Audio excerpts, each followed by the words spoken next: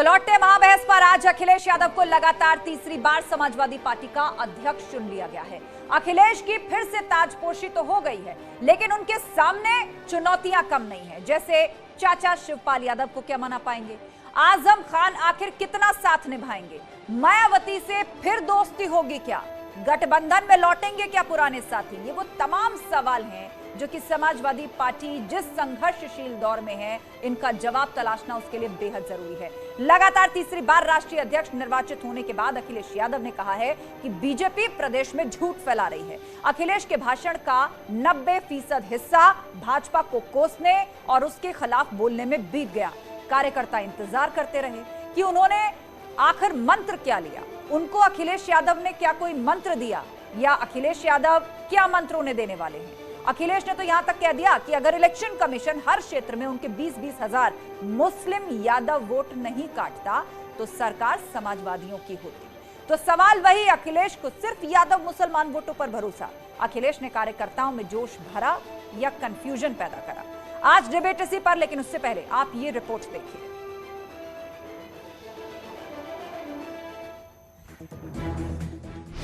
अखिलेश की हार ईसी कैसे जिम्मेदार। इलेक्शन कमीशन उसने बीजेपी के सारे इस पर, पन्ना प्रभारियों के सारे पर जानबूझ करके हमारे यादव और मुसलमानों के वोट, कोई विधानसभा ऐसी नहीं है जहां पर 20,000 कम न कर दिए हो, 20,000 वोट न काट दिए हो। एसपी के वोट कटे, मुस्लिम यादव कितने बटे। उन्हें लगता है कि धांधली हुई है तो इस धांधली का प्रत्युत्तर प्रतिबद्धता के साथ दें। इस चुनाव आयोग के तहत हुई चुनावी प्रक्रिया के तहत विधायक बने हैं, विधानसभा से इस्तीफा दे दें, चुनाव लड़े। अखिलेश यादव जी चाटुकारिता पसंद करते हैं, सही बात को नहीं मानते। मैं चूंकि सही कर रहा था तो बुरा लग रहा था, और ओम प्रकाश राजभर उस समय चाटुकारिता कर रहा था कि आप जीत रहे। तो चूंकि जिसको काम बिगाड़ना होता है वो चाटुकारिता करता है। एसपी की लगातार हार, कौन है जिम्मेदार। समाजवादी पार्टी का हाल ये है, एक परिवार से 18 लोगों को संवैधानिक पदों पर बैठाते हैं। ये लोकतंत्र का मजाक बनाते हैं। जानते हैं कि वो डिरेल्ड हो चुके हैं और उनको इस बारे में खुद ही सोचना चाहिए कि नतीजा केवल गुंडों की पार्टी बनकर संवारे गई है। आप लोग बंदूक की नोक पर चुनाव जीतते थे, हम लोग ईमानदारी पर, विकास पर, सच्चाई पर, तिरंगे झंडे पर और प्रभु राम के आशीर्वाद से जीतते हैं। 24 की पारी, अखिलेश की कितनी तैयारी। इधर भारतीय जनता पार्टी का काम अगर हम देखेंगे और जिस तरह का प्रोपेगेंडा करते हैं, लगता तो ऐसा है कि पूरी की पूरी भारतीय जनता पार्टी झूठ का प्रोपेगेंडा के सहारे चल रही है।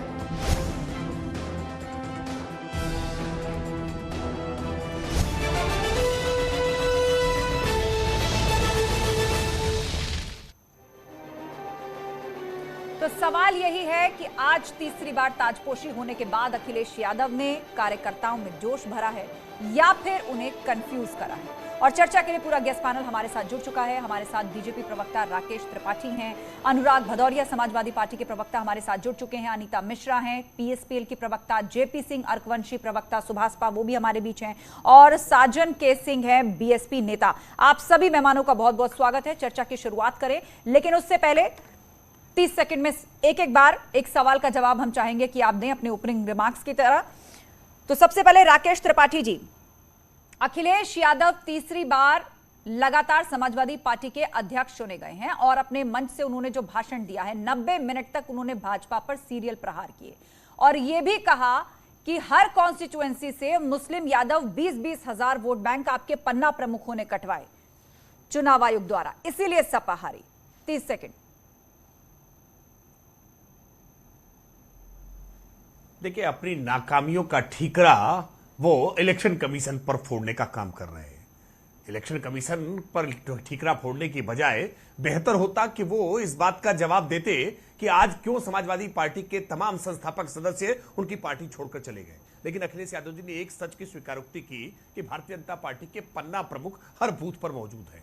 मुझे लगता है इसी बात का जवाब उनको मिल जाना चाहिए था कि हर बूथ पर जब पन्ना प्रमुख भाजपा के हैं, वही भाजपा की जीत का आधार बनते हैं। आपकी पार्टी के कार्यकर्ता आज आपके साथ नहीं रह गए हैं और इसके समाजवादी पार्टी हार रही है। फिलहाल समय पूरा, लौटेंगे राकेश जी, अब अध्यक्ष रोक रही हूं, अखिलेश यादव जी स्वयं लौटेंगे आपके पास राकेश त्रिपाठी। फिलहाल समय पूरा। अनुराग भदौरे जी 30 सेकंड में जवाब दीजिए। पहले आपने हार को लेकर जो मंथन किया उसमें आपने कहा कि ईवीएम पर सारा ठीकरा फोड़ दिया, ईवीएम के थ्रू बेईमानी की गई है, और आज आप कह रहे हैं कि हर कॉन्स्टिट्यूएंसी से 20-20 हजार वोटर्स कटवा दिए, तो दोनों में से कोई एक ही बात ही सच होगी ना?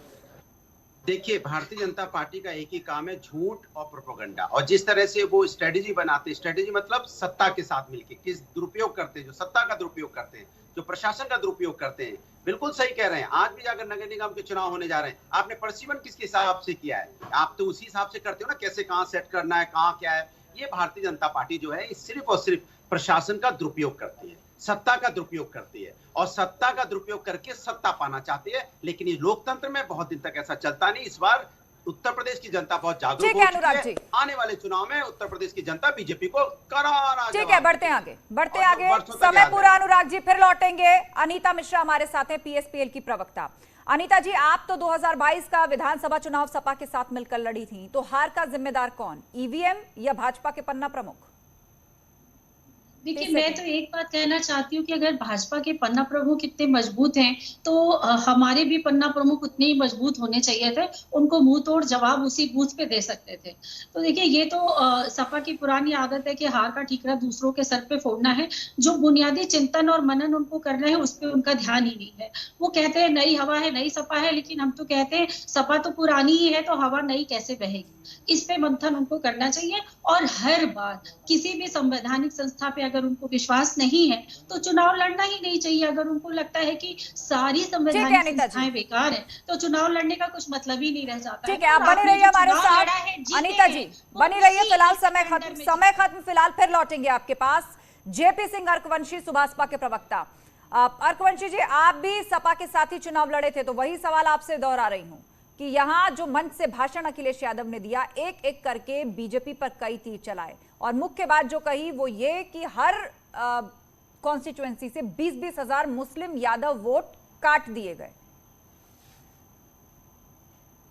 देखिए, चुनाव आयोग पर उंगली उठाना, एक निष्पक्ष संस्था पर उंगली उठाना बहुत ही दुखद है, और मुझे नहीं लगता है ऐसा कुछ हुआ है। अगर ऐसा कुछ हुआ होता तो वो मुझे लगता है अखिलेश जी को स्वयं सामने आके सबसे पहले इस्तीफा देना चाहिए था, अपने विधायकों को इस्तीफा देना चाहिए। इसका जो पूरा कारण है वो हमारे नेता माननीय ओम प्रकाश राजभर जी ने आपको सही बताया।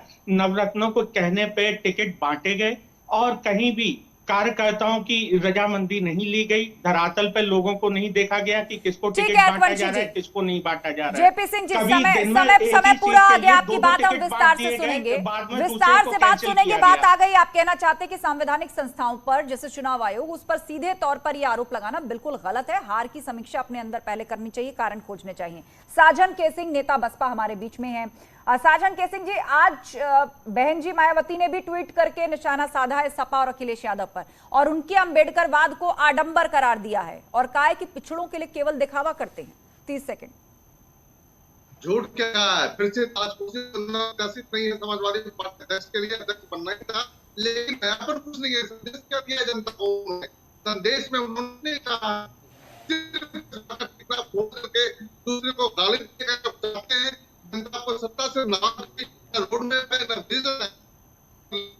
ठीक है साजन सिंह, आपकी आवाज साफ नहीं आ रही है और आपके वीडियो में भी कोई टेक्निकल प्रॉब्लम है, एक बार उसको चेक करवाते हैं, फिर आपके पास लौटेंगे। चलिए विस्तार से डिबेट की शुरुआत करते हैं। सबसे पहले सवाल अनुराग भदौरिया आपसे ही। अखिलेश यादव ने कहा कि आने वाले 5 साल में पूरी कोशिश करेंगे समाजवादी पार्टी को राष्ट्रीय स्तर की पार्टी बनाने के लिए, लेकिन आज मंच पर जो भाषण अखिलेश यादव ने दिया उसका 90% हिस्सा तो भाजपा को कोसने में गया। तो कार्यकर्ताओं तक क्या संदेश गया? कोई रणनीति बताई या उन्हें कंफ्यूज किया?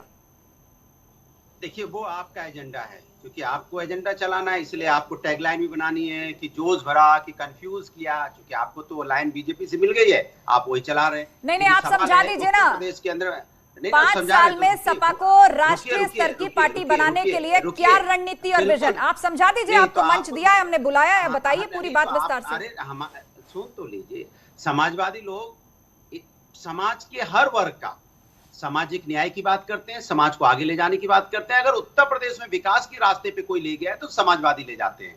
भारतीय जनता पार्टी तो विकास के रास्ते पे नहीं ले जाती। हम विकास के रास्ते पे ले जाने की बात करते हैं। इसके पहले उत्तर प्रदेश में कब एक्सप्रेसवे की बात होती थी? या हमारे जब हमारी सत्ता आई तब वहां पे हमने मेट्रो की बात की। इसके पहले ये बीजेपी वाले मेट्रो जानते थे क्या? इन्होंने एक बुलेट ट्रेन और हमारी सुन के बोली थी, जो आज तक बुलेट ट्रेन नहीं आई।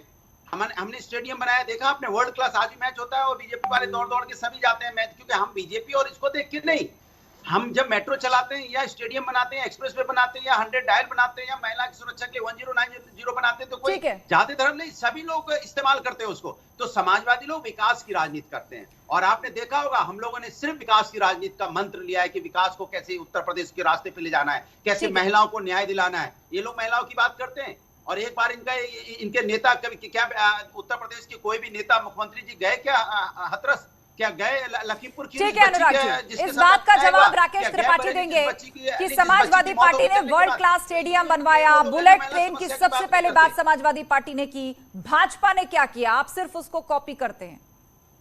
सिर्फ नफरत की राजनीति, नाम। ठीक है, राकेश त्रिपाठी जवाब देंगे जितने मुद्दों को आपने उठाया। राकेश त्रिपाठी शांत हो जाए। अनुराग भदौरिया जी, अनुराग जी शांत हो जाइए। राकेश त्रिपाठी करती है उसकी बात करेंगे। बात आ गई अनुराग जी आपकी, ये सारे सवाल जो उठा रहे हैं आप। राकेश त्रिपाठी जी, आवाज मिल रही है आपको?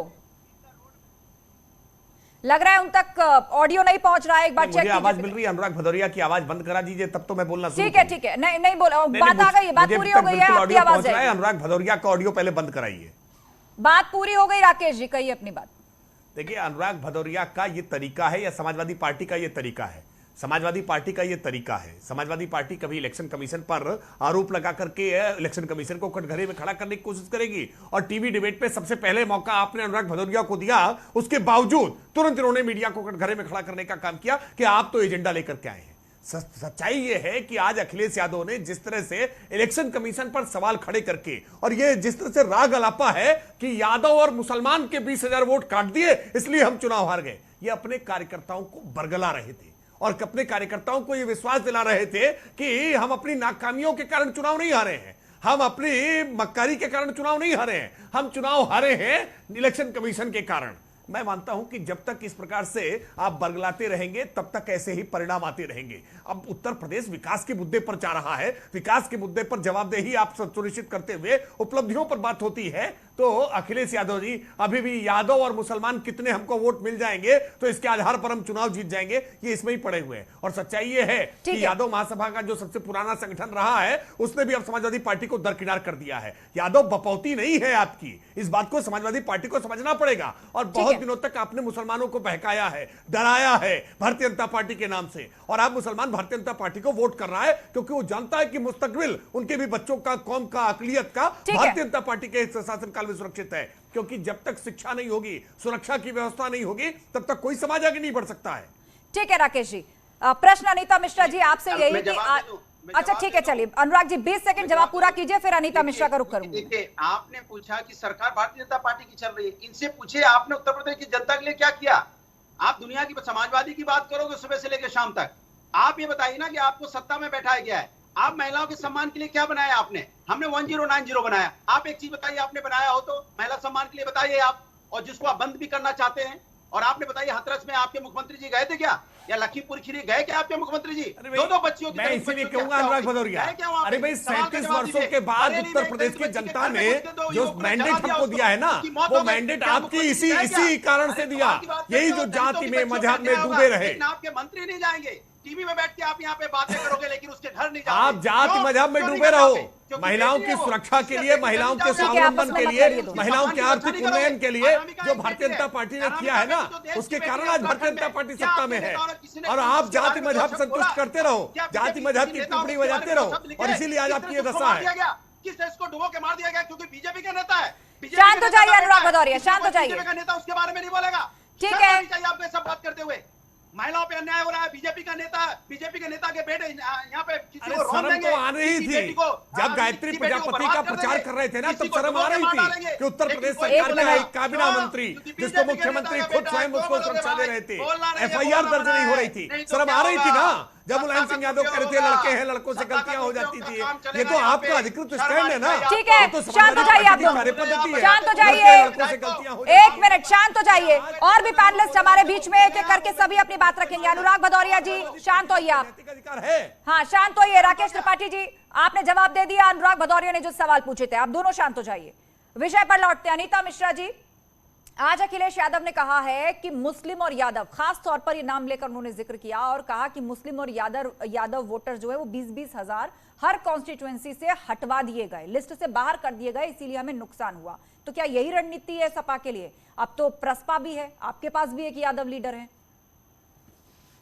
देखिए, समाजवादी पार्टी का थोड़ा सा मुझे बड़ा अफसोस होता है ये सोचकर कि भारतीय जनता पार्टी की जो भी समस्याएं हैं, बेरोजगारी है, गरीबी है, महंगाई है, भ्रष्टाचार है, इन सब चीजों को लेकर लड़ना चाहिए हमको। लेकिन समाजवादी पार्टी, यादव, मुस्लिम, इन्हीं सब चीजों में फंसी हुई है।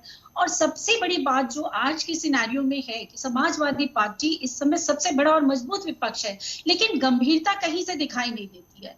इनको अगर अभी जैसे अभी चुनाव हुए, नरोत्तम जी को फिर से अध्यक्ष बना दिया गया और 4 बार जिनके नेतृत्व में चुनाव लड़ते हैं और हार चुके हैं, उसके बाद भी उन्हीं को अध्यक्ष बनाते हैं। तो जहां तक मुझे लगता है समाजवादी पार्टी में इस समय सिर्फ रबर स्टैंप्स की ही जरूरत है। गंभीरता से भाजपा का मुकाबला करने की इच्छा शक्ति ही नहीं है। अगर उनको गंभीरता से वाकई में भाजपा को सत्ता से बाहर करना था तो अपने सारे विपक्षी दलों को एक साथ लेकर चले होते। और बहुत सारे विपक्षी दलों ने 2022 के चुनाव में बहुत त्याग करके इनका साथ दिया था, लेकिन समाजवादी पार्टी ने उनके साथ क्या व्यवहार किया। तो अगर आप इस तरह से करोगे तो कितनी गंभीरता है 2024 को लेकर आपकी, आप देखिए कितनी गंभीरता है इनके अंदर। देखिए, एक ट्रम्प कार्ड होता है, उस ट्रम्प कार्ड से अगर आपको कुछ सफलता मिले तो आप बार बार उसको इस्तेमाल करें, लेकिन आप बार बार वही दांव आजमाओगे तो आप कैसे जीतोगे। ठीक है अनीता जी, जेपी सिंह अर्कवंशी भी हमारे बीच में है। ठीक है अनीता जी, बात आ गई आपकी। जेपी सिंह अर्कवंशी, क्या मुस्लिम और यादव वोटर्स, यही रणनीति है समाजवादी पार्टी की? 2024 में क्या अकेले अपने दम पर समाजवादी पार्टी बीजेपी से लोहा ले पाएगी? नहीं, मुझे नहीं लगता। मुझे लगता है आने वाले समय में सपा बिल्कुल साफ हो जाएगी। 2024 के लोकसभा इलेक्शन में जो इनके 3 लोकसभा सदस्य हैं, तो मतलब आपने ये स्पष्ट कर दिया है, आप ये स्पष्ट करके चल रहे हैं कि आप सपा के साथ गठबंधन अब नहीं करेंगे? नहीं, राजनीतिक देखिए संभावनाओं का खेल है और इसमें अलग चीजें हो सकती हैं, इसमें कोई दो राय नहीं। लेकिन मैं यहाँ बताना चाहूंगा, इनके पिछले शासनकाल के दौरान अदालत ने जिन भर्तियों पर रोक लगाई, मैं उसकी आपको एक मिसाल देता हूँ। जूनियर शिक्षक भर्ती, प्राथमिक शिक्षक भर्ती, टीजीटी भर्ती, एसटी ग्रेड भर्ती, ग्राम विकास अधिकारी भर्ती, दरोगा, पीसीएसजे, कांस्टेबल, समीक्षा अधिकारी, पीजीटी भर्ती में और ग्राम पंचायत अधिकारियों, ऐसी करीब 25 भर्तियां रही जिन पर अदालत ने या हाई कोर्ट ने रोक लगाई। इसके अलावा इनके घोटाले देखिए, गोमती रिवर फ्रंट घोटाला हो गया, लैपटॉप घोटाला हो गया, समाजवादी पेंशन घोटाला हो गया, जेपी एनआईसी घोटाला हो गया। ये करीब ये सब जो घोटाले और लिस्ट आप गिना रहे हैं अर्कवंशी जी, आप जब गठबंधन में थे, तब आपने सोचा, बता दूं कि आप जब गठबंधन में थे तब आपने इस बारे में सोचा, और अभी भी आप कह रहे राजनीति संभावनाओं का खेल है, आगे कुछ भी हो सकता है? नहीं, इनका गठबंधन में आने के बाद हम चाहते थे कि स्वच्छ प्रत्याशियों को टिकट मिले, लेकिन हमारे कहने पर किसी को भी टिकट नहीं बांटा गया। ये मेरे नेताजी माननीय ओम प्रकाश राजभर जी ने बार बार कहा कि आप स्वच्छ प्रत्याशियों को टिकट बांटिए और इन लोगों को टिकट बांटिए। इन्होंने यादव जाति को छोड़ के या मुसलमान जाति को छोड़ के किसी और को टिकट बांटना गवारा नहीं समझा। इन्होंने कहा दूसरी जातियों के लिए, ओबीसी और चाहे दलितों की, ये लोग तो हमें वोट दे ही देंगे, इनको टिकट देने से क्या फायदा है। आप हिस्सेदारी नहीं देना चाहते हैं। आपके समय में जो भर्तियां हुई थी, 68% भर्तियों पे एक ही जाति का वर्चस्व था, मुसलमानों का भी वर्चस्व नहीं था वहां भर्तियों के अंदर। इसी वजह से हाई कोर्ट ने बहुत सारी भर्तियों के ऊपर रोक लगाई थी। यहां तक कि पीसीएसजे की परीक्षा में केवल एक ही जाति समुदाय का प्रतिनिधित्व था और इस वजह से हाई कोर्ट ने रोक लगाई थी। यानी कुल मिलाकर आप भी यही कहना चाहते हैं, ये जो एमवाई मुस्लिम यादव कॉम्बिनेशन है, इसे सपा नहीं छोड़ना चाहती, और जब सरकार रहती है तो उसका पूरा पूरा असर भी देखने को मिलता है। साजन के सिंह, आवाज मिल रही है आपको? आप बताइए।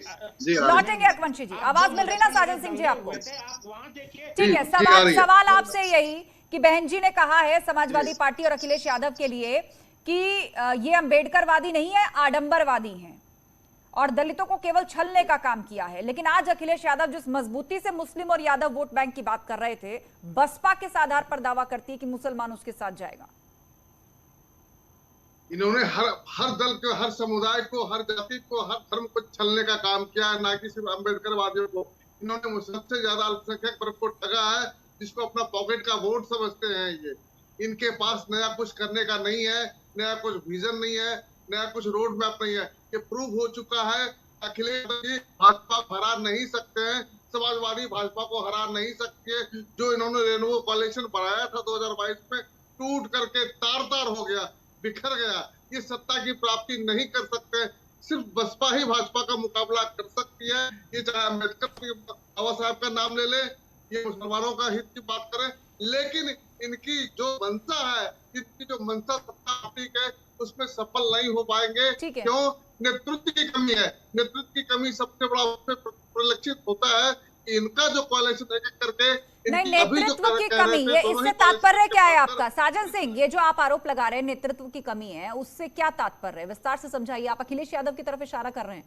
उनको तो एक बार फिर से अध्यक्ष चुना गया है, सब मानते हैं समाजवादी कि वो उनके लीडर हैं, उनकी पूरी एक्सेप्टेंस है, हैट्रिक लगाई है उन्होंने, तीसरी बार लगातार लीडर चुना गया है उनको।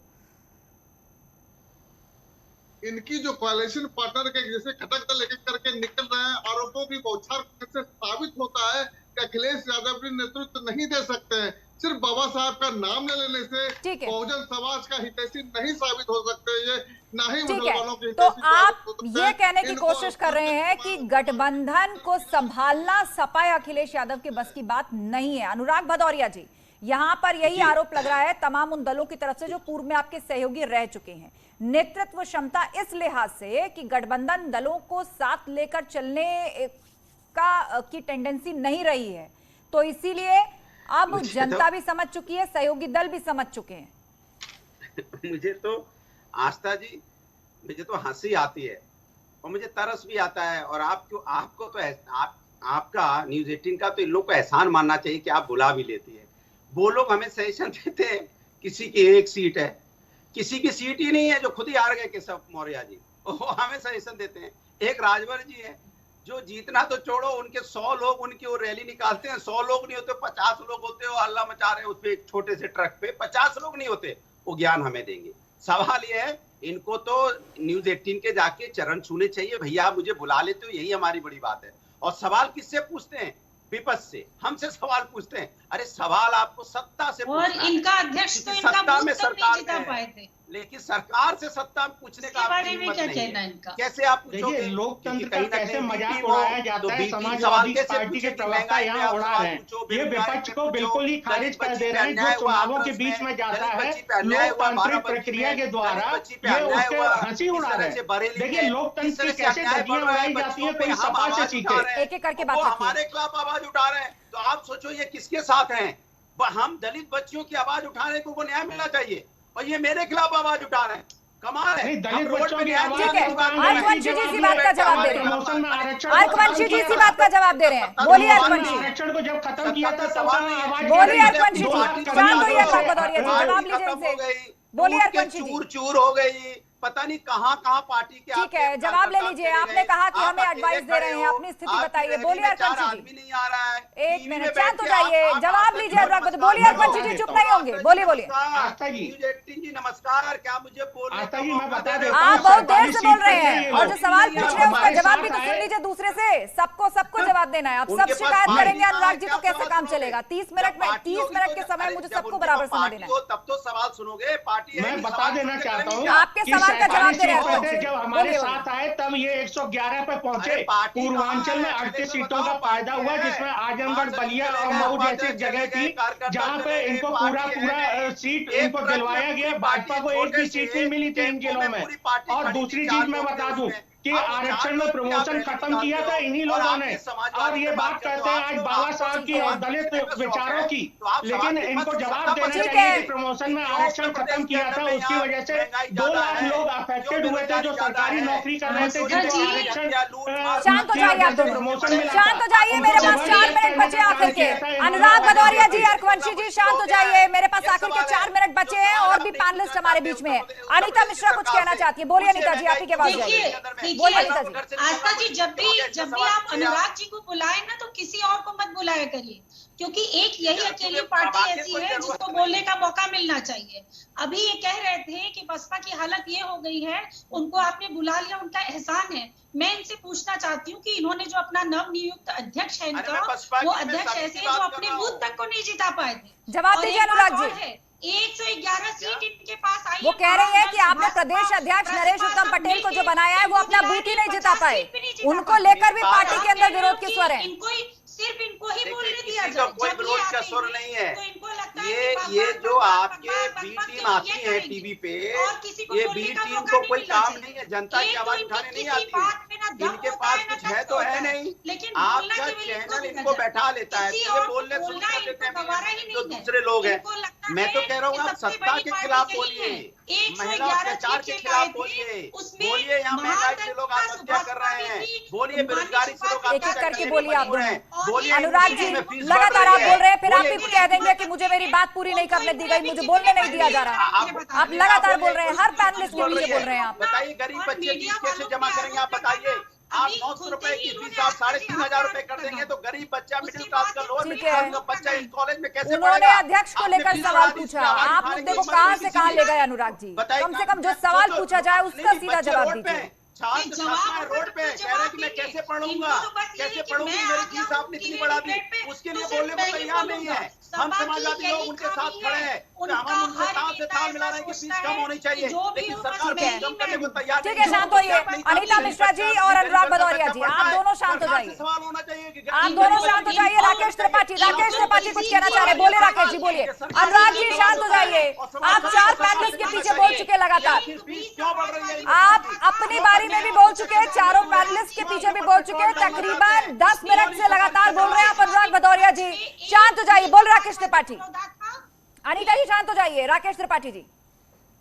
मैं अनुराग भदौरिया का ऑडियो डाउन किया करिए, क्योंकि ये कहने से मानने वाले नहीं है, कुछ लोग बातों से नहीं मानते हैं, उनके लिए ऑडियो उनका डाउन करने की एक व्यवस्था आपको रखनी चाहिए। आस्था जी, मैं ऐसे आपसे सुझाव के रूप में कह रहा हूं।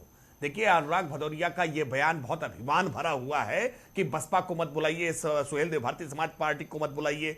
और चुनाव जीतने और हारने के आधार पर अगर प्रवक्ताओं को स्पेस देने लिया जाए तो अनुराग भदौरिया स्वयं 2 चुनाव हारे हुए हैं, अभी चुनाव हार करके आए हैं, उसके बावजूद इस पूरी डिबेट में सर्वाधिक समय उन्होंने लिया है। मैं मानता हूं ये ठीक नहीं है। अगर इसके आधार पर बोलने के दिया जाए तो आधे से ज्यादा समय तो केवल बीजेपी को दिया जाना चाहिए, लेकिन बीजेपी को सबसे कम बोलने के लिए समय मिला है। मैं मानता हूं लोकतंत्र में सबकी आवाज की अपनी महत्ता है, सबको बोलने का अवसर दिया जाना चाहिए और दूसरे को सुना भी जाना चाहिए। लेकिन अनुराग भदौरिया केवल बोलना जानते हैं, सुनना नहीं जानते। अनुराग जी, मुझे ऑडियो डाउन कराना पड़ेगा। राकेश त्रिपाठी की आवाज जाएगी केवल, क्या है? तरीका ठीक नहीं है, मैं नहीं करना चाहती ऐसा, आप मजबूर करते हैं। बोलिए राकेश त्रिपाठी।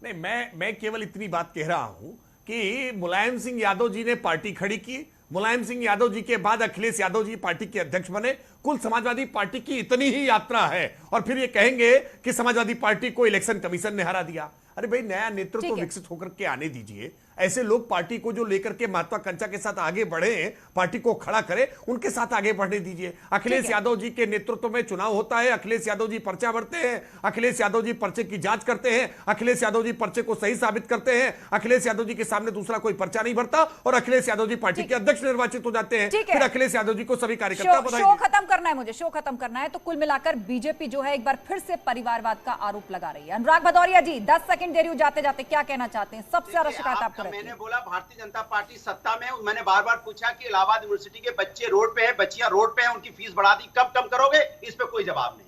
समाजवादी पार्टी क्या करती नहीं करती इसकी चिंता करेंगे ये, लेकिन बच्चे यहाँ रोड पे आत्महत्या करने पे मजबूर हैं, उसके बारे में बात नहीं करेंगे। फीस कैसे कम करेंगे इसके बारे में ठीक है बात नहीं राकेश करेंगे। त्रिपाठी, कैसे यहाँ महंगाई कम बस होगी, बस इस पर शांत हो चर्चा जाइए। नहीं अनुराग करेंगे। भदौरिया, भारतीय राकेश जनता पार्टी त्रिपाठी, की इज्जत है। राकेश सवाल त्रिपाठी पूछे, 10 जवाब सेकंड, पूछे। शो वाइंड अप करना है मुझे, 10 सेकंड। राकेश त्रिपाठी देखिए, भारत पूछिए फीस कब कम करेंगे। जितने भी मुद्दे उठाए, अनुराग भदौरिया ने जितने भी मुद्दे उठाए, इन सारे मुद्दों को लेकर के विधानसभा में गए थे। क्या परिणाम हुआ? देखिए, युवाओं की बात हो या महिलाओं की सुरक्षा की बात हो, योगी आदित्यनाथ सरकार ने जो काम किया है वो सबको दिख रहा है और इसलिए सब भरोसा कर रहे हैं और भरोसे के आधार पर वोट देते हैं। लेकिन लोकतंत्र में जनता जनार्दन के आशीर्वाद का भी आप मजाक उड़ाते हैं। आप जब ये कहते हैं कि इलेक्शन कमीशन ने चुनाव हरवा दिया, आपको लोकतांत्रिक प्रक्रिया पर विश्वास नहीं है, एक राजनीतिक दल के तौर पर अगर आप लोकतांत्रिक चुनावी प्रक्रिया में विश्वास नहीं रखते तो कोई अधिकार नहीं है आपको टीवी डिबेट में आने का। ठीक है राकेश जी, आज ना सिर्फ ये कहा गया कि चुनाव आयोग ने चुनाव हरवाया, बल्कि पूर्व में यह तक कहा जाता रहा कि ईवीएम से चुनाव हारे।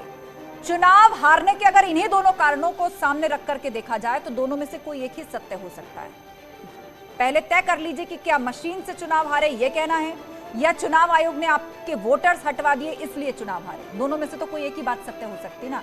बहरहाल लोकतंत्र है, संवैधानिक संस्था है, निष्पक्ष चुनाव कराने का जिम्मा चुनाव आयोग पे है।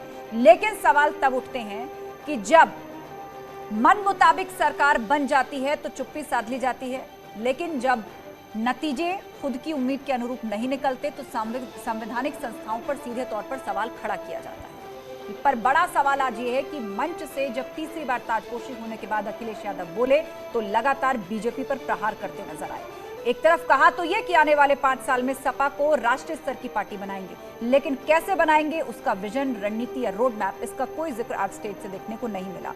तो इसीलिए सवाल यही है कि आज जब स्टेज से संबोधित किया तो कार्यकर्ताओं को क्या दिया, क्या उन्हें कंफ्यूज किया, यह बड़ा सवाल है। महाबहस में फिलहाल इतना ही, आगे आपको दिखाते हैं 15 सेकंड में दिन की हर बड़ी खबर।